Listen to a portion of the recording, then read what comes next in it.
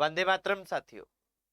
आज हम एक ऐसे ज्वलंत मुद्दे पर बात करेंगे जिसकी डिमांड असिस्टेंट प्रोफेसर के अभ्यर्थियों की लगातार आ रही थी और ये लाजमी भी था, जायज भी था, क्योंकि अब जब हमारे रिटर्न क्लियर हो गए हैं तो हमारा अगला स्टेप क्या है कि इंटरव्यू की तैयारी करना। अब इंटरव्यू की तैयारी के लिए हमें क्या करना है, इसके बारे में हमें अच्छे से पता होना चाहिए। हमें स्टेप बाय स्टेप आगे बढ़ना चाहिए और इसके लिए आप सभी अभ्यर्थियों की लगातार डिमांड आ रही थी, लगातार आपके द्वारा मैसेज किए जा रहे थे। तो मैं यहाँ कह के अभी थोड़ा फ्री हुआ और मैंने सोचा कि आपको एक प्रारंभिक एक ऐसा समग्र रणनीति पर वीडियो बना दिया जाए कि आपको स्टेप बाय स्टेप करना क्या है, स्टेप बाय स्टेप करना क्या है, पूरी प्रक्रिया आपको बता दी जाए। फिर आने वाले दिनों में हम कुछ और डिस्कशन भी करेंगे और कुछ अभ्यर्थियों के अन्य क्वेश्चन भी थे। अभी भी देखिए, मैं आपसे पूरी रणनीति डिस्कस करूंगा कि हमें अभी प्रारंभ से इंटरव्यू तक कैसे पहुंचना है इस वीडियो में। फिर भी कुछ आपको लगे कि ये इस वीडियो के देखने के बाद ये हमारे में बात हमारी क्या है कि इसमें क्लियर नहीं हुई या हमें ये बात बताई जानी चाहिए थी, इसके बारे में नहीं बताया गया, तो आप कमेंट बॉक्स में कमेंट डालिएगा और उस पर हम चर्चा करेंगे। क्योंकि ये जो मेरी वीडियो की सीरीज रहेगी कि इंटरव्यू की तैयारी हम असिस्टेंट प्रोफेसर की कैसे करें, ये अब पहले तो मैं पूरी समग्र रणनीति मेरी तरफ से बनाऊंगा, मेरी तरफ से आज बता रहा हूं, सभी चरण बताता हूं, अलग अलग चरणों में हम बात करेंगे इस पे। पर उसके बाद आगे बढ़ेगी तब आपके कमेंट्स के आधार पर बढ़ेगी कि आप क्या चाह रहे हैं, आपको क्या समस्या आ रही है, आप कहां कुछ क्या सुनना चाह रहे हैं, उन सभी को हम इकट्ठा करके और वीडियो में समाहित करेंगे। ठीक है। अभी साथियों, जो अपने असिस्टेंट प्रोफेसर के इंटरव्यू की तैयारी कैसे करें, इसके हमारे विभिन्न चरण हम रखेंगे, विभिन्न चरणों में बात करेंगे, अलग अलग चरणों में इसकी बात करेंगे। तो इसके जो विभिन्न चरण हैं, इनमें नंबर एक क्या है? नंबर एक हमारा है, वह है हमारे डॉक्यूमेंट सेट करना। पहला काम ये आप करें, डॉक्यूमेंट सेट्स तैयार करना। ये अभी से कर दें आप। अभी से क्या करना है, जैसे आपको डेफ भर के भेजना है, डेफ भर के भेज रहे हो, उसके साथ आपको जो डॉक्यूमेंट चाहिए, डॉक्यूमेंट में मेनली क्या होता है, मेनली एक तो आपकी क्या होती है, शैक्षणिक अंक तालिकाएं होती है।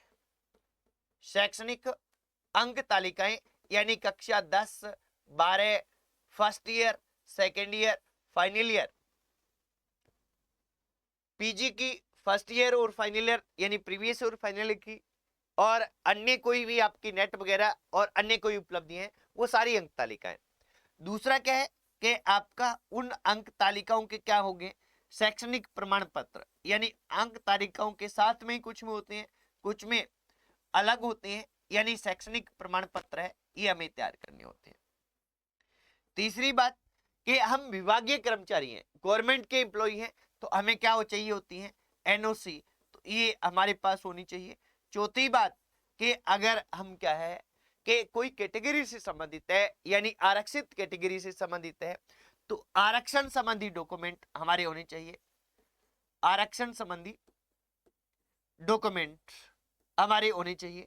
और अगर हम क्या है कि लास्ट बात करें कि हम किसी भी तरह की कोई भी छूट ले रहे हैं, किस आधार पे ले रहे हैं, उसके डॉक्यूमेंट है, ये हमारे होने चाहिए, यानी अन्य जो छूट्स हैं उनके डॉक्यूमेंट हमारे पास होने चाहिए। कुल मिला के हम क्या है कि हमारे पास दो दो सेट तैयार होने चाहिए डॉक्यूमेंट के।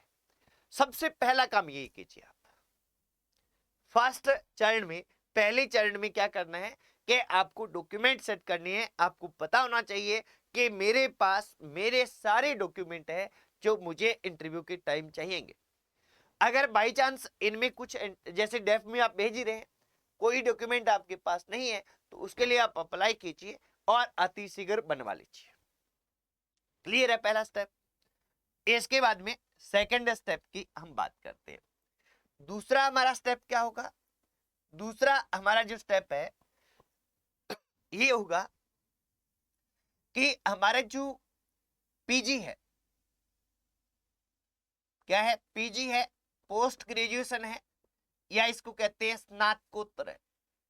स्नातकोत्तर, इस स्नातकोत्तर की जो हमारी अंक तालिकाएं हैं,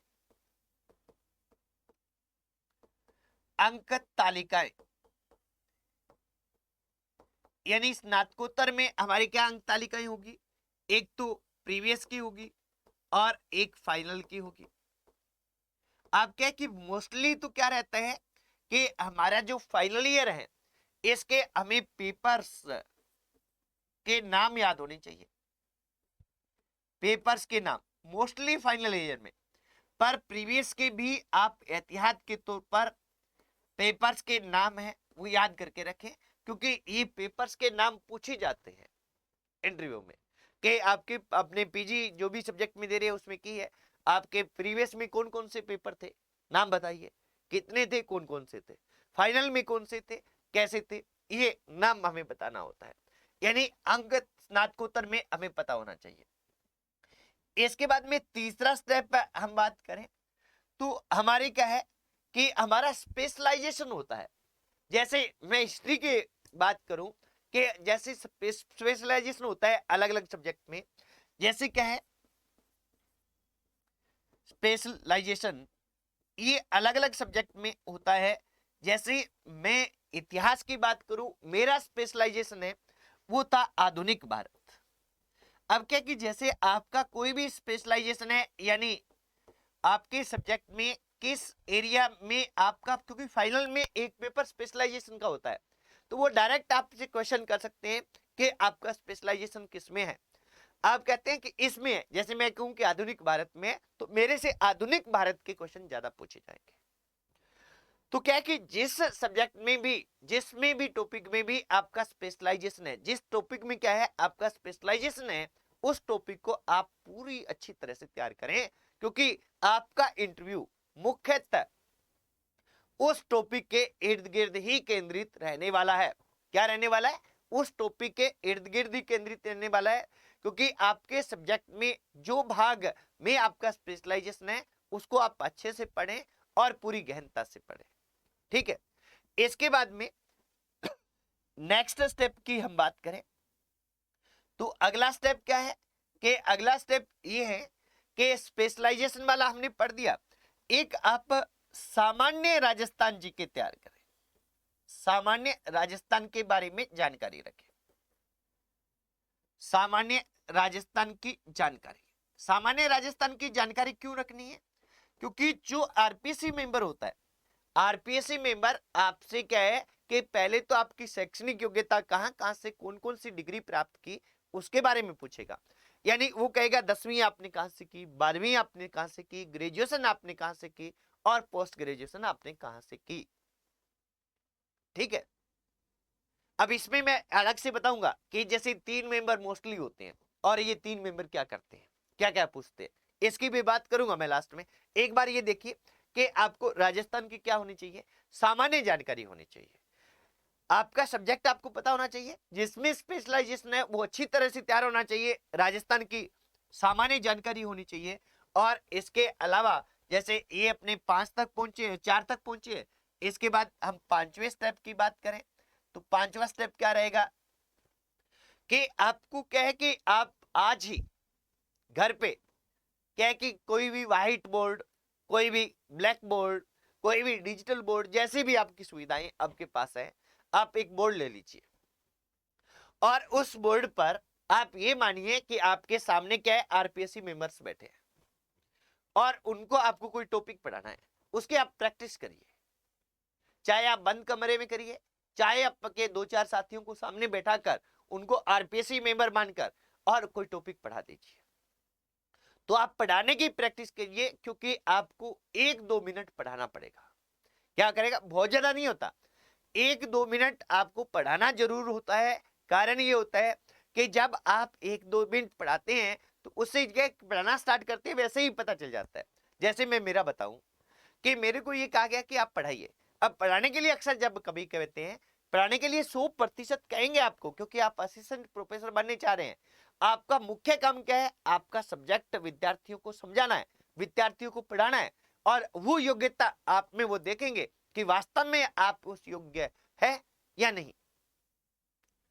तो यहाँ क्या है कि जैसे ही आप खड़े होंगे, जैसे हम बीएड वगैरह में करते हैं कि प्रकरण लिख दिया, डेट लिख दिया, परख लिख यानी कालांश लिख दिया, कौन सा कालांश है, ये बातें हम जब लिखेंगे या अपने विचार एक्सप्रेस करेंगे, उनको उतने में पता चल जाता है।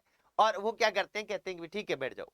अब मैंने जैसे ही लिखना शुरू किया, लिखना शुरू करने के बाद मुझे कहा कि आप लिखिए मत बोर्ड पे, आप केवल हमें सीधे मौखिक समझाइए। तो मैंने उनको मौखिक समझाना शुरू कर दिया। यानी आप में एक कॉन्फिडेंस लेवल होना चाहिए। और ये कॉन्फिडेंस लेवल कब आएगा? ये कॉन्फिडेंस लेवल उसी स्थिति में आएगा जब हमने पहले प्रैक्टिस कर रखी होगी। तो निश्चित तौर पर आप कहें कि एक क्या करें, ब्लैक बोर्ड या व्हाइट बोर्ड, ब्लैक बोर्ड या व्हाइट बोर्ड पर अभ्यास कीजिए। अभ्यास है, आप कीजिए, निश्चित तौर पे करना पड़ेगा, आपको अच्छे अंक लेने हैं। तो ये 100% आपसे पूछा जाएगा। अब देखिए, अभ्यास करने में भी आपको यहां ये ध्यान रखना है कि यहां आपका जो स्पेशलाइजेशन है, जिस भी आपके सब्जेक्ट में आपका स्पेशलाइजेशन है, उस सब्जेक्ट का टॉपिक 2-3 टॉपिक तैयार कर ले। क्योंकि कभी भी वो टॉपिक का नहीं कहेंगे कि आप ये पढ़ाओ, वो ये कहेंगे कि आप तैयार क्या करके आए हैं वो पढ़ाइए। तो आप 2-3 टॉपिक तैयार करके जाए और उनमें जो भी आपको अच्छा लगे वो आप पढ़ा दीजिए। 2-3 कहने का मतलब ये है कि ऐसा कोई भी आज तक कैंडिडेट नहीं मिला है कि उन्होंने कहा हो कि आप ये टॉपिक पढ़ाइए, कोई नाम देके। एक बात। दूसरा, वो हमेशा वो कहते हैं कि आप जो पढ़ाना है पढ़ाइए, और जो कैंडिडेट पढ़ाता है वही पढ़ाता है, अक्सर ये होता है। अभी तक उन्होंने ये नहीं कहा किसी ने पढ़ाना शुरू किया है एक टॉपिक, नहीं नहीं ये तो ठीक नहीं है, ये तो हमें आता है, आप कोई दूसरा पढ़ाइए, ऐसा कहा नहीं है। पर कभी भी कहा जा सकता है, इसलिए आप ध्यान रखें कि 2-3 टॉपिक आपके पास तैयार हो। बाई चांस आपने पढ़ाना शुरू किया कोई टॉपिक, वो चाह रहे हैं कि आपका कॉन्फिडेंस लेवल है वो कैसा है, आप कॉन्फिडेंस को बनाए रखते हैं, या आपका कॉन्फिडेंस लेवल, आप एक ही टॉपिक तैयार करके आए हैं और जैसे ही वो थोड़ा विचलित करेंगे तो आप क्या है कि आप इसमें विचलित हो जाएंगे।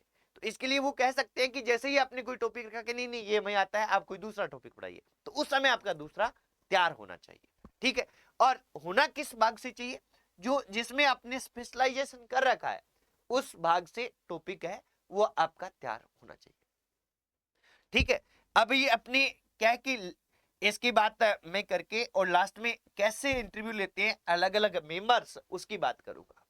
ठीक है, अब क्या कि आपके जिला है, जैसे जिस भी जिले से संबंधित आप हैं उस जिले के बारे में आप जानकारी रखिए, उसका ऐतिहासिक, भौगोलिक, सांस्कृतिक, ऐतिहासिक, भौगोलिक वह सांस्कृतिक ज्ञान है, ये आपको होना चाहिए अपने जिले के बारे में। जो आपका होम डिस्ट्रिक्ट है, गृह जिला है, कौन सा जिला? गृह जिला है, उसके ऐतिहासिक, भौगोलिक, सांस्कृतिक पक्ष, और ये हम कहें कि आर्थिक पक्ष भी आपको ध्यान होना चाहिए, यानी सभी पक्ष है वो या आपके ध्यान होने चाहिए। वो पूछ सकते हैं कोई भी ऐतिहासिक स्थल है, जैसे मैं हनुमानगढ़ से हूं तो मेरे से पूछ सकते हैं कालीबंगा क्या है, भटनेर क्या है, इतिहास के बारे में। कला संस्कृति के बारे में पूछ सकते हैं गोगा जी क्या थे, गोगामेड़ी कहाँ है, कैसे क्या हुआ। भौगोलिक स्थिति के बारे में, राजस्थान की भौगोलिक स्थिति में किस एरिया में है, यानी उत्तरी क्षेत्र में है, घग्गर नदी कहाँ से बहती है, घग्गर नदी का क्या क्षेत्र है। आर्थिक क्षेत्र में, क्योंकि कृषि प्रधान मेरा जिला है, तो कृषि प्रधान होने के क्या कारण है, कृषि की क्या संभावनाएं है, वहां क्या ऐसा किया जाए कि कृषि का और डेवलपमेंट हो। इस तरह के क्वेश्चन आ सकते हैं। तो आपका जिला किस एरिया में आगे बढ़ रहा है उसकी ओर आपको ध्यान होना चाहिए। ठीक है, ये आपको पता होना चाहिए। ठीक है, इसकी ये बातें अपनी। इसके बाद में देखिए, अभी अपने क्या बात की है, पहले अपने एक बार देख लेते हैं, फिर अपने एक एक करके बढ़ते हैं। सबसे पहला आपको क्या करना है, डॉक्यूमेंट के सेट तैयार करने हैं, 1 नंबर, पहला चरण। सेकंड चरण में हमें क्या करना है, कि हमें जो हमारी पीजी की स्नातकोत्तर की क्या है मार्कशीट है, उसमें प्रीवियस के और फाइनल ईयर के पेपर्स के नाम पता होने चाहिए। थर्ड, कि फाइनल ईयर में हमारा एक स्पेशलाइजेशन होता है, और जिसमें हमारा स्पेशलाइजेशन है सब्जेक्ट में, उसको पूरी अच्छी तरह से तैयार करके जाए, क्योंकि उसी के आसपास आपका इंटरव्यू है वो केंद्रित रहने वाला है। राजस्थान की सामान्य जानकारी होनी चाहिए आपको, क्योंकि आरपीएससी मेंबर आपसे इसी बारे में पूछेगा। ठीक है, अब इसके बाद में ब्लैक बोर्ड और व्हाइट बोर्ड पर प्रैक्टिस होनी चाहिए। निश्चित तौर पर 100% आपको पढ़ाने के लिए कहा जाएगा, इसलिए आपको इस पे प्रैक्टिस होनी चाहिए। ठीक है, गृह जिला है, इसकी ऐतिहासिक, भौगोलिक और सांस्कृतिक जानकारी आपको होनी चाहिए। बड़े स्टेप यही है कि ये हमें पता होना चाहिए। अभी देखिए अपनी इंटरव्यू बोर्ड पे बात करते हैं कि जो इंटरव्यू बोर्ड होता है, इंटरव्यू बोर्ड में क्या रहता है। अब देखिए इंटरव्यू बोर्ड में मोस्टली क्या होते हैं, मोस्टली 3 सदस्य होते हैं, ज्यादातर 4 भी हो सकते हैं, 5 भी हो सकते हैं। अब यहां क्या है कि हमें ध्यान रखना है कि ज्यादातर क्या होते हैं, ज्यादातर जो सदस्य होते हैं इसमें एक तो आपके आरपीएससी सदस्य रहेगा, एक क्या है कि एक्सपर्ट, आपके सब्जेक्ट का एक्सपर्ट होगा, एक्सपर्ट फर्स्ट होगा, और एक क्या होगा, एक्सपर्ट सेकंड होगा। ठीक है, अब यहां क्या कि यही स्थिति रहती है कि गोल मेज है, उसके बिल्कुल बीच में आरपीएससी मेंबर बैठा हुआ है, आपको नंबर देगा, आरपीएससी मेंबर देगा, एक्सपर्ट नहीं देंगे। ठीक है, आपको इंटरव्यू की स्टार्टिंग करेगा आरपीएससी मेंबर करेगा। आरपीएससी मेंबर है वो 2 तरह के क्वेश्चन पूछ सकता है, संभावित रहता है उसके क्वेश्चन में, संभावना रहती है 2 तरह की। क्या संभावना रहती है, एक तो वो क्या है कि आपकी शैक्षणिक जानकारी पूछता है आपसे। क्या पूछता है, शैक्षणिक जानकारी, यानी आपसे क्या पूछेगा कि आपने 10वीं कहां से की, आपने 12वीं कहां से की, आपने first year second year final यानी ग्रेजुएशन कहां से की, पीजी कहां से की, ये। ठीक है, आप रेगुलर हो सकते हैं, आप प्राइवेट हो सकते हैं, ये आपका जो भी आपने किया है वो हो सकते हैं, पर एक तो आपको शैक्षणिक जानकारी होनी चाहिए। पर साथ में कुछ बातें आपको ये भी ध्यान होनी चाहिए कि जैसे उदाहरण के तौर पर मैं आपको कहूं कि मैंने क्या कि 10वीं है वो राजकीय महाविद्यालय से की है, जिसका राजकीय माध्यमिक महाविद्यालय नाम था। ठीक है, राजकीय माध्यमिक महाविद्यालय बड़ूपल। अब बड़ूपल है, ये क्या है, सेम के लिए प्रसिद्ध है। इस पे क्वेश्चन आ गया था किसमें, आरएस में, आरएस परी में, कि सेम के लिए प्रसिद्ध स्थल कौन सा है, तो बड़ोपल। ठीक है, अब बड़ोपल की ऐतिहासिकता क्या है तो हमें पता होना चाहिए, यानी 10वीं के स्कूल के साथ में जो नाम लगा हुआ है उस स्थान के नाम के आसपास कोई ऐतिहासिकता है तो उसकी जानकारी रखें, एक बात। सेकंड, जैसे मैंने क्या है किया है, जैसे मैंने 12वीं की वो सेठ रामदयाल राठी राजकीय उच्च माध्यमिक विद्यालय सूरतगढ़ से की, मैं मेरा उदाहरण बता रहा हूं। अब क्या कि सूरतगढ़ के बारे में मेरे को जानकारी होनी चाहिए, और मेरे को सेठ रामदयाल राठी कौन था, क्या था, उसी के नाम पर स्कूल का नाम क्यों पड़ा, इसके बारे में जानकारी होनी चाहिए। इसके बाद में मैंने ग्रेजुएशन की, वो एमडी कॉलेज श्री गंगानगर से की, यानी महर्षि दयानंद कॉलेज श्री गंगानगर से की। तो महर्षि दयानंद कौन थे, श्री गंगानगर क्या है, क्या स्थिति है, इसके बारे में मेरे को पता होना चाहिए। अब मैंने एमए की है, वो राजकीय महाविद्यालय सिरोही से की है। अब सिरोही के बारे में भी मेरे को थोड़ा पता होना चाहिए, कौन सी यूनिवर्सिटी लगती है वहां, वहां की जानकारी थोड़ा पता होना चाहिए। यानी आपको क्या है, शैक्षणिक योग्यता के साथ साथ में उसका कोई भी व्यक्ति पे नाम है, जिस विद्यालय महाविद्यालय से आपने किया है तो उसके बारे में जानकारी होनी चाहिए, और जिस स्थान पे हुआ है उसके बारे में आपको जानकारी इकट्ठी करनी है। क्लियर है इतना। इसके बाद आरपीसी सदस्य है, ये आपसे क्या पूछेगा, ये राजस्थान जीके के बारे में, यानी राजस्थान की सामान्य जानकारी है, इस सामान्य जानकारी पर कुछ क्वेश्चन पूछ सकता है, ये आपको ध्यान रखना है। ज्यादातर ट्रेंड में रहता है कि राजस्थान की सामान्य जानकारी के बारे में ये पूछ लेते हैं। अब इन्होंने आपसे पूछा, फिर ये क्या करेंगे, आपको एक एक्सपर्ट को रेफर कर देंगे। जैसे एक्सपर्ट फर्स्ट के पास आपको पूछा दिया एक्सपर्ट फर्स्ट है, ये आपको विषय के बारे में पूछेगा और विषय में भी मुख्यतः क्या रहेगा, विषय में भी जिसमें आपका स्पेशलाइजेशन है, स्पेशलाइजेशन, इस स्पेशलाइजेशन पर केंद्रित है, ये क्वेश्चन पूछे जा सकते हैं सबसे ज्यादा। और जब एक्सपर्ट फर्स्ट ने इंटरव्यू स्टार्ट कर दिया, उसकी ओर ही आपका एक्सपर्ट सेकंड बढ़ेगा, यानी ये भी विषय से संबंधित है, वो आपके क्वेश्चन करेगा और विषय से संबंधित करेगा। इसलिए मुख्य तौर पर क्या है कि आपको कुछ एक टॉपिक तैयार करके जाने चाहिए, क्योंकि एक डायरेक्ट ऐसा भी ट्रेंड रहता है कभी कभी आरपीएससी में, कुछ साथियों से ऐसा पूछ लिया गया कि आप क्या पढ़ के आए हैं, तो आपसे जब भी ये क्वेश्चन पूछा जाए कि आप क्या पढ़ के आए हैं, तब आपको पता होना चाहिए कि हम जो भी स्पेशलाइजेशन है वो पढ़ के आए हैं, वो हमें बताना है, क्योंकि स्पेशलाइजेशन पे क्वेश्चन आएंगे, उसे अच्छे से पढ़ के जाना है और उसके बाद में उसको आपको उसी विषय पर केंद्रित रखना है। तो ये दो विषय के बारे में पूछेंगे, ये इस तरह से पूछेंगे, ये इंटरव्यू वर्ड इस तरह से होगा। अब देखिए इंटरव्यू जो है, इस इंटरव्यू को हम अपनी तरफ भी मोड़ सकते हैं। इसको मोड़ने के लिए हमें क्या करना चाहिए, अन्य टेक्निक्स पर भी आने वाले वीडियो पर हम बात करेंगे। आपके किसी भी तरह के कोई भी क्वेश्चन हो तो आप क्या है कि कमेंट बॉक्स में डाल सकते हैं, उस पर मैं उनको संग्रहित करके एक साथ इकट्ठे करके और उस पर वीडियो ले आऊंगा। आप सभी के संशय मैं कैब इंटरव्यू तक दूर करने का प्रयास करूंगा। आज के इस वीडियो में इतना ही साथियों। जय Hind, Vande Mataram, all the best. निश्चित तौर पर आप असिस्टेंट प्रोफेसर बने, ऐसी मेरी शुभकामनाएं आपके साथ है। धन्यवाद साथियों।